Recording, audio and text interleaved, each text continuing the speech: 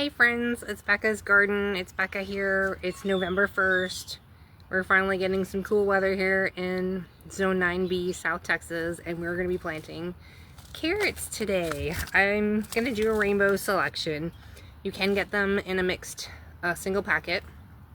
I planted some purple dragon already about 10 days ago, so I'll show you what those look like, and I'll show you how you can start growing some carrots in your backyard in a little space. This is our little yard, and I'll just show you what's going on. We have here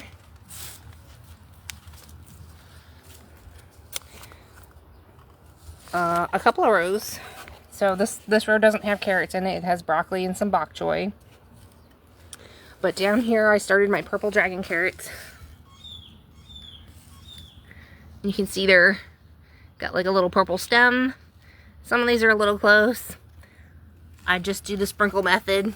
You could plant in rows, but I feel like I've tried both ways, and they seem to grow better this way, and they're kind of easier to thin out, and I seem to just get a better harvest when I do the sprinkle method or whatever. So a simple trick I've got for this is I keep these in the fridge, and I keep fresh carrot seed each season, not more than the previous season. So if you have last season's and they've been in the fridge the whole time, they should be good, but the germination rate does go down.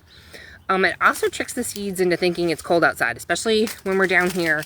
They'll germinate really fast when you've got them in the fridge. So it says 75 degrees. We are in that zone right now. It's perfect. We just got out of that 90-degree weather we've been having, running into the season really late. This season, normally we plant around October 1st. The latest I usually plant is about middle of October, but the 90s were just too hot, y'all, so we're going with it. So we got this row here, all in the front here. Along the back I planted some beet seeds, which I think the seed was a little old, so I'm going to replant. And all I'm going to do for the beet seed is I make a little row with my finger, sprinkle some seeds in every couple of inches, close it up, and water it in. So the carrots, we have a lot of birds here, and they need some type of like netting over them. They also can germinate a little bit better when you've got like some thin gardening netting you can lay down on top. It helps keep the seed moist if you're not able to keep at it, and make sure that the seeds and the soil doesn't dry out, so that the seedlings germinate.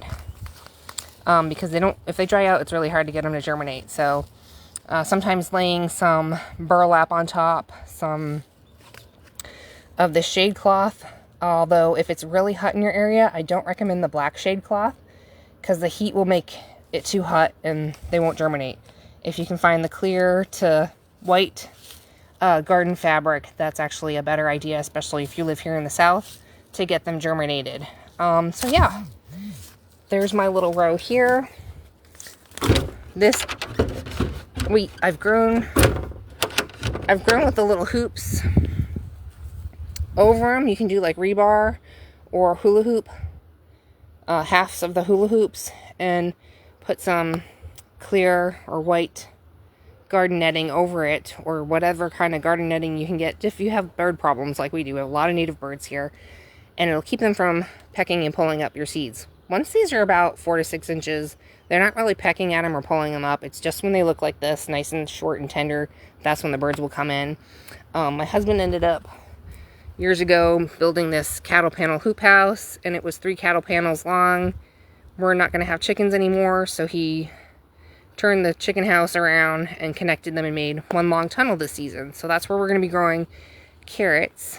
We'll be growing some onions here. I've got a few cucumbers and a tomato over here. We just planted a few rows of some yellow potatoes here. I did a video about that just today, and I'll be uploading it. Should be able to harvest about 240 pounds of potatoes, close to that, from what I planted just from store-bought. And I used the True Organic tomato and vegetable for the potatoes, and I will be using the True Organic raised bed for the carrots. So I also have something else I'll be using. I'll show you about that. And let me try and grab everything. So there's a lot going on around here.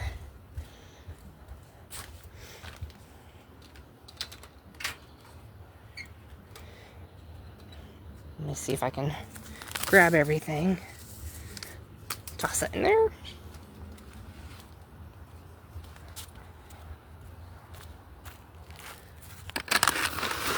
Get my buckets. Now, like I said, we have a lot of birds here. If you can grow it and don't have a bird problem, you don't have to do this.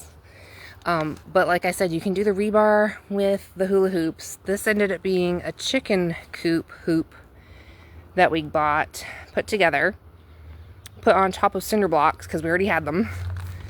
Used some extra cattle panel we already had to kind of stabilize the sides, and a little bit of extra conduit pipe because we get severe winds here that are like 70 miles an hour sometimes. So this thing didn't budge anywhere. Okay.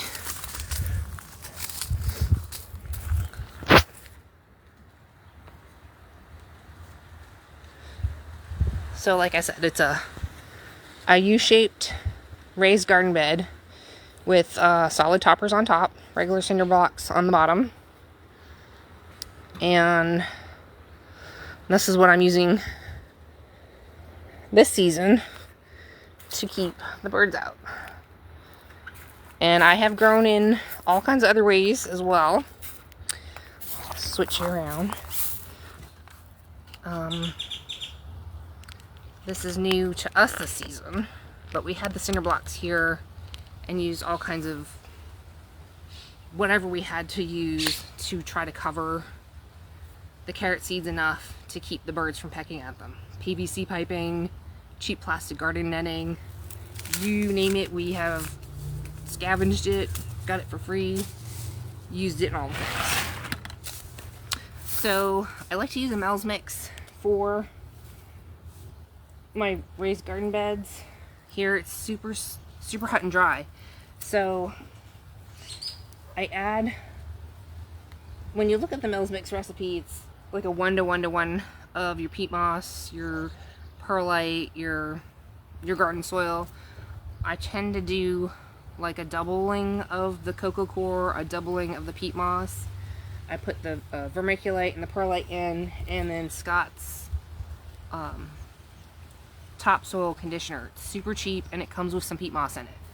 And then as it breaks down, it's not as wood barky as some of the other ones. There's a little bit of wood bark in there, but it's not bad.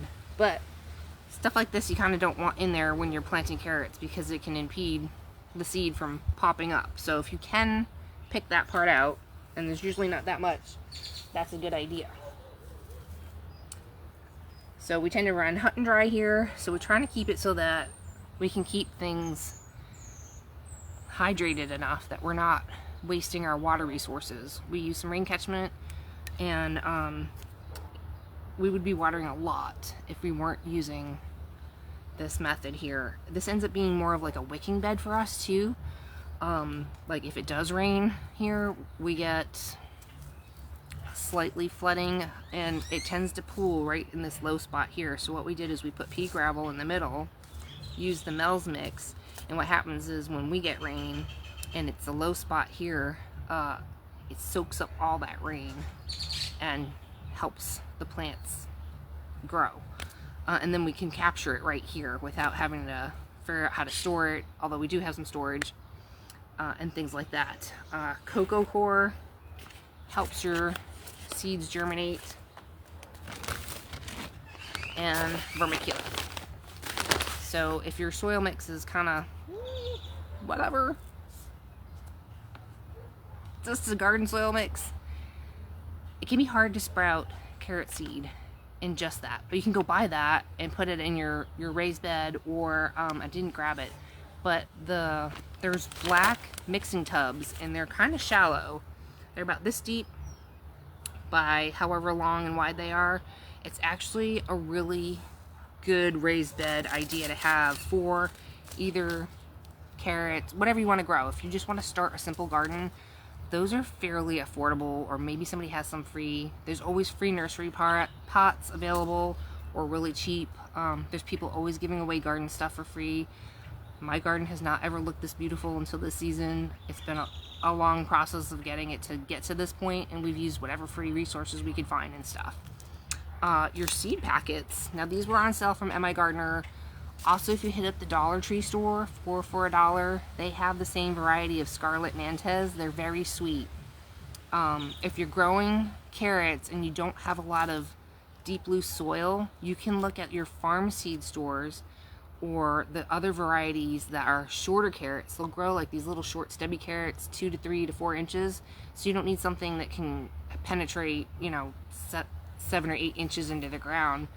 And they're like Danvers is a variety. There's several different varieties. Some of them are baking varieties, so they're not exactly like the fresh eating or juicing kind. Like one season we grew the Danvers because my husband's like, the soil wasn't loose enough to really grow good carrots deeply into the ground, and he's like, let's plant the Danvers, they're awesome. And I waited all season. When we harvested, I was like, yay, I can juice these. And he's like, no, they're not juicing carrots. And I was like, what do you mean? He's like, they're not Bugs Bunny carrots. And I was like, I tasted a bite and I was like, ooh, they're kind of bitter, but if you baked them, because it's a baking carrot, the Danvers is a baking carrot, it was sweet. So, okay, enough of my ramblings.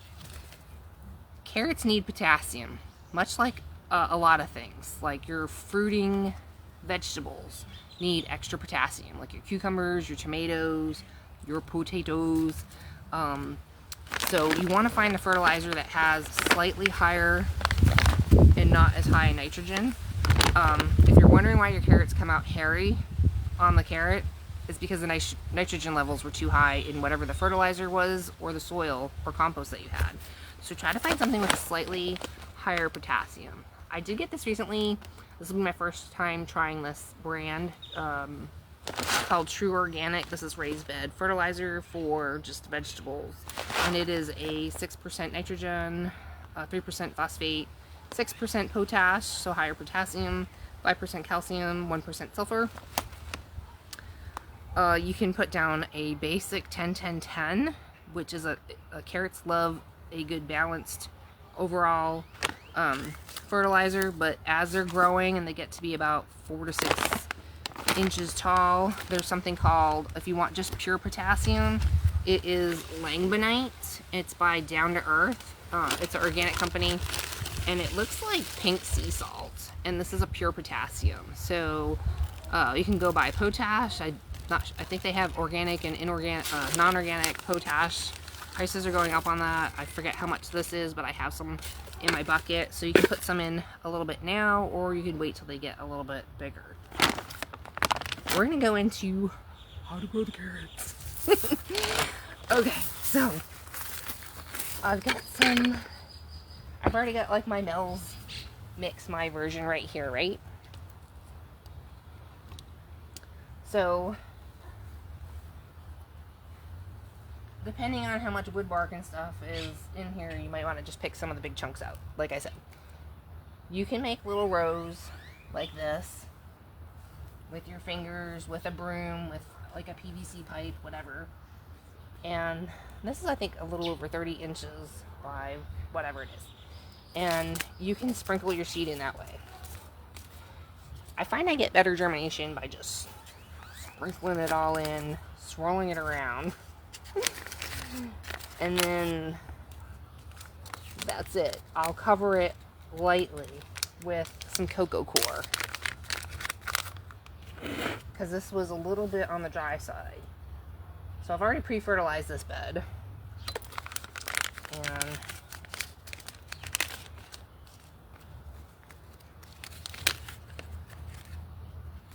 we're gonna go this way.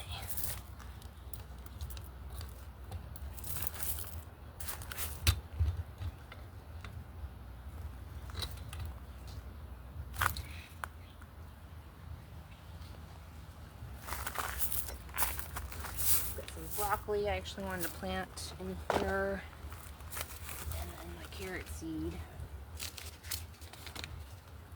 I'm just going to mix it all together because some of it is a little older than the other one. Some people mix it with sand. If you're doing it in rows, some people like to mix it with like a little bit of sand or a little bit of their soil. It's not necessarily necessary, but it does help the seeds separate a little bit better. Alright, so we've got our yellow and our orange. Shake it around.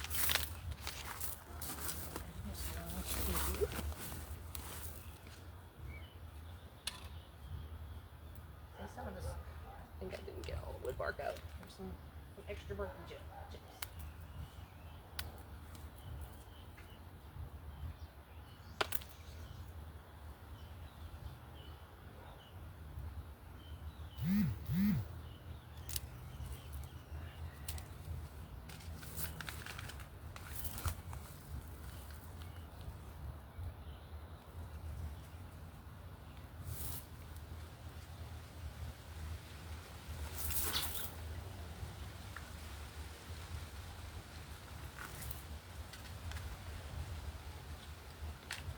I guess I could use another package. So that was like 1.5 packets. I'm going to grab another one.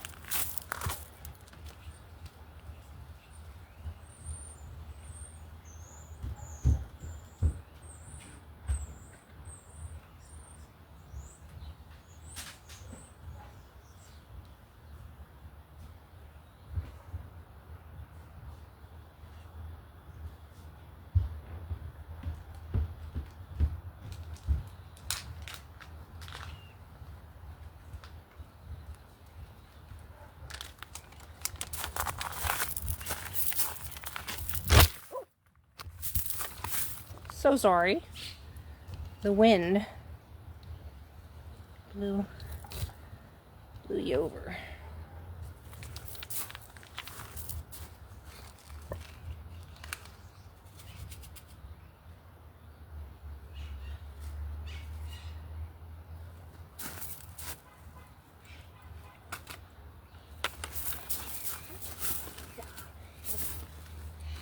Give it a good stir.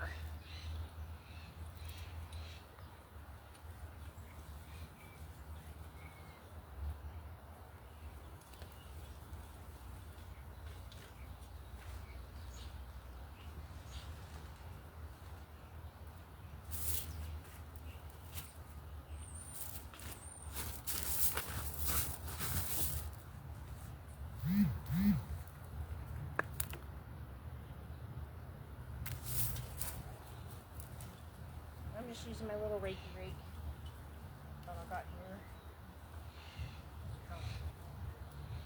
Make a little stir around. Help spread the seeds around.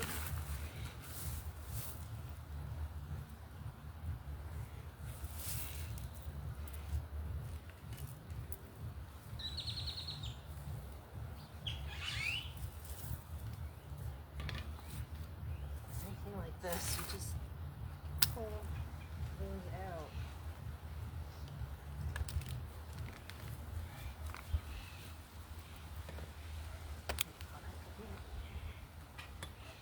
So just give it a little stir, and then I just usually just sprinkle a little bit of the coconut coir.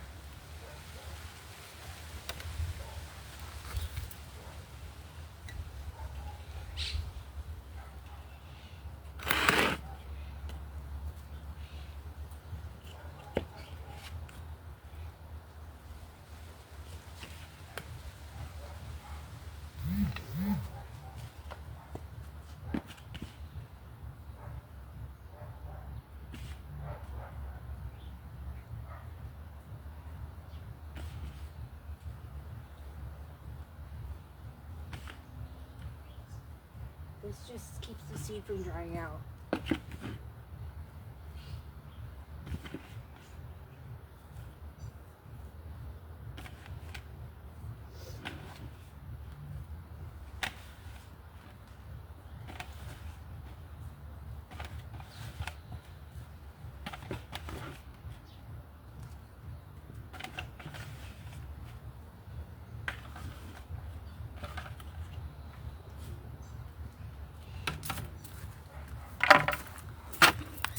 And if it's super hot and dry where you are, you can sprinkle a little bit of vermiculite.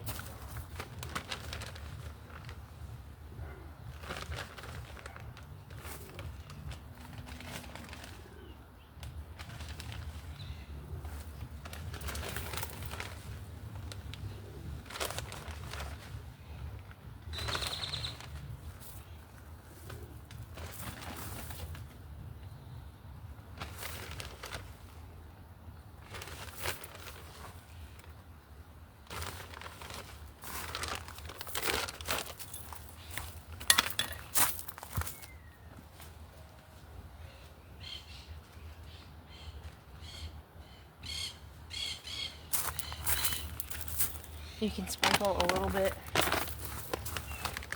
of your fertilizer in, lightly, just a little bit. Don't need much.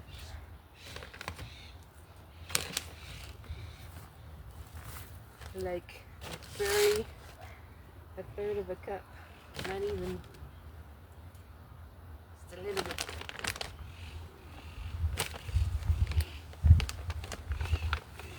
And then water it in.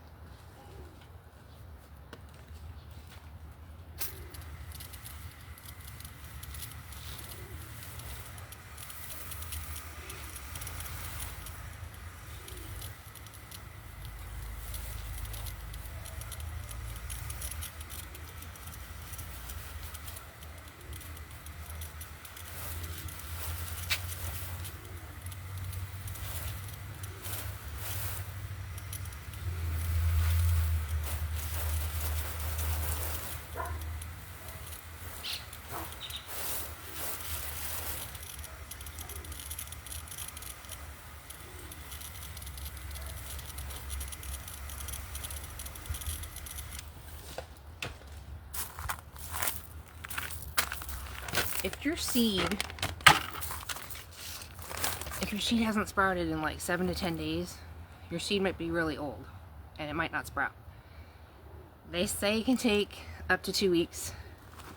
But honestly, I've never really had carrot seed that took 2 weeks.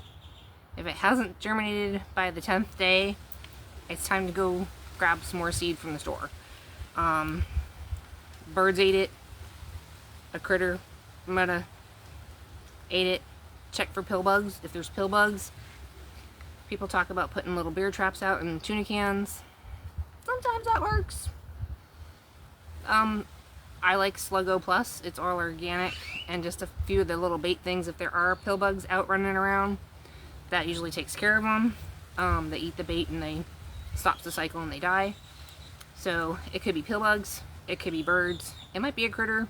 You got squirrels. So try to cover them. You don't even need to cover them a lot. Like, you don't need all of this. Like a clear garden netting and a few rocks, and then maybe lift it up a little bit with some hula hoops or something like that, or something else that's slightly higher to just kind of lift the garden netting up just a little bit so that the carrots can grow to be about 3 inches tall. Once they're 3 inches tall on their tops, you can pretty much lift off whatever covering you have, and I haven't had a problem with critters getting at it.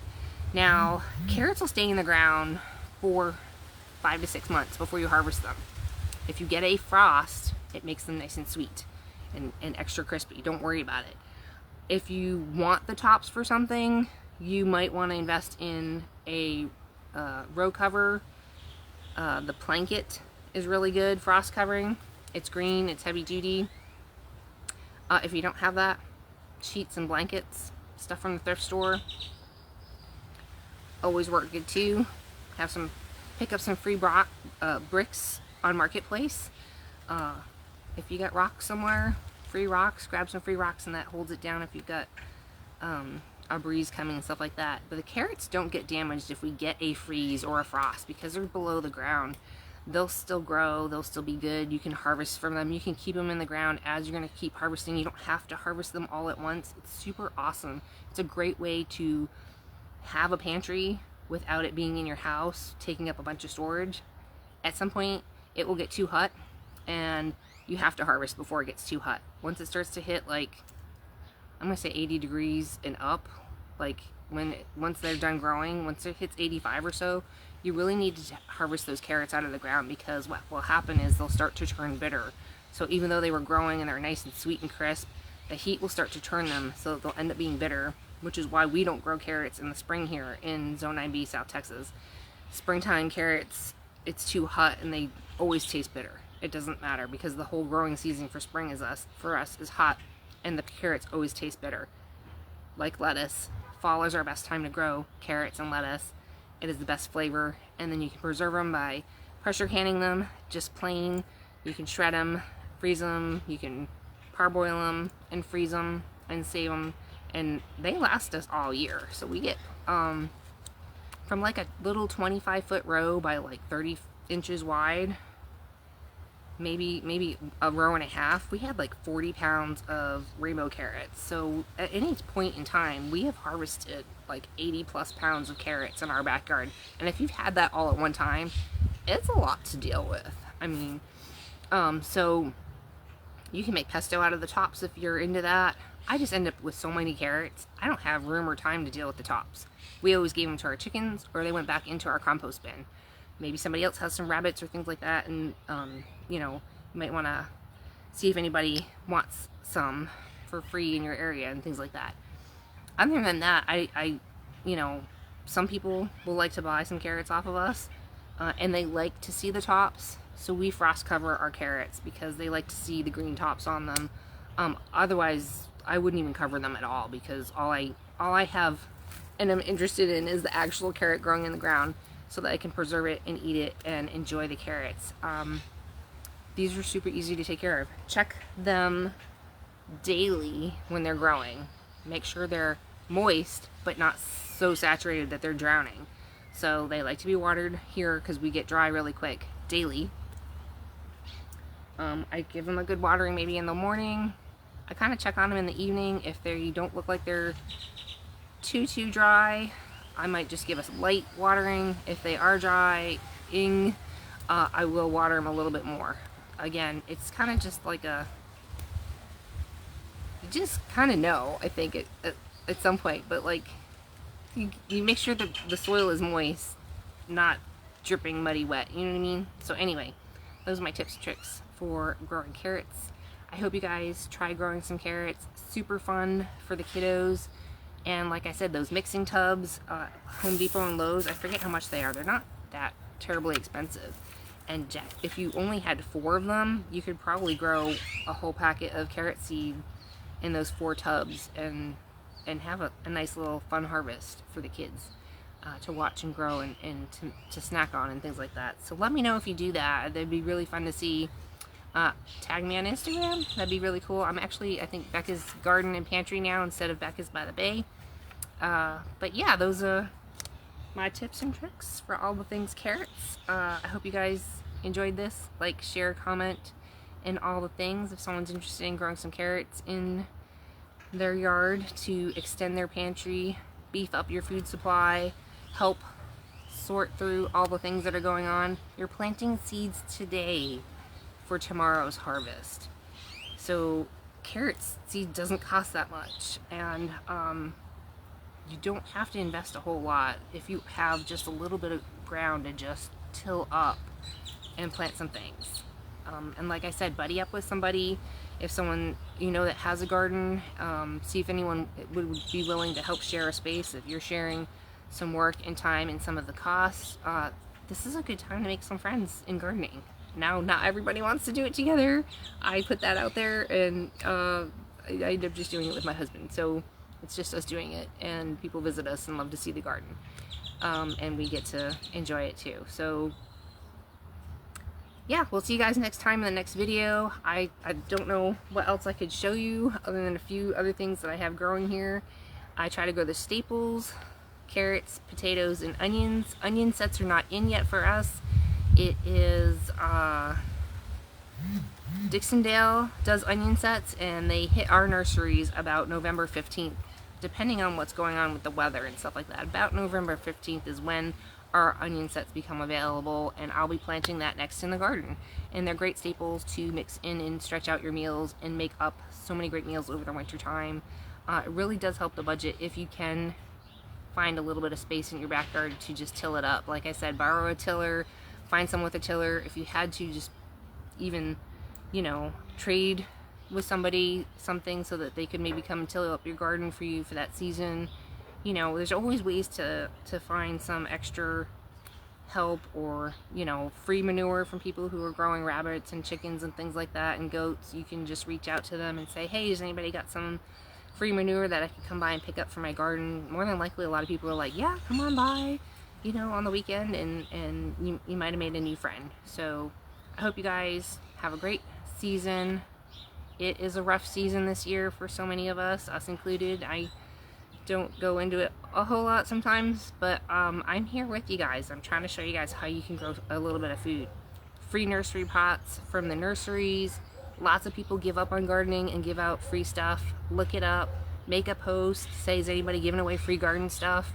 There's always somebody giving away free garden stuff that they just have extra of, too much of, or they gave up on.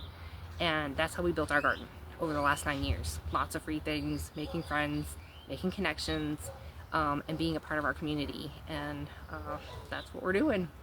So I love you guys. Take care. If you have any questions, always ask. Happy to answer questions. I'm just a home gardener doing the best I can and growing food in my backyard. It's a little 1/10 acre, just a little yard in the front, a little yard in the back, and mostly it's in the backyard. And then we planted a few fruit trees, and we have a little house. It's a little old house from 1950, and that's it. I can do it.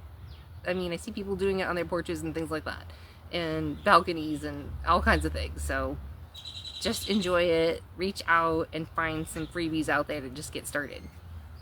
See you next time. Bye.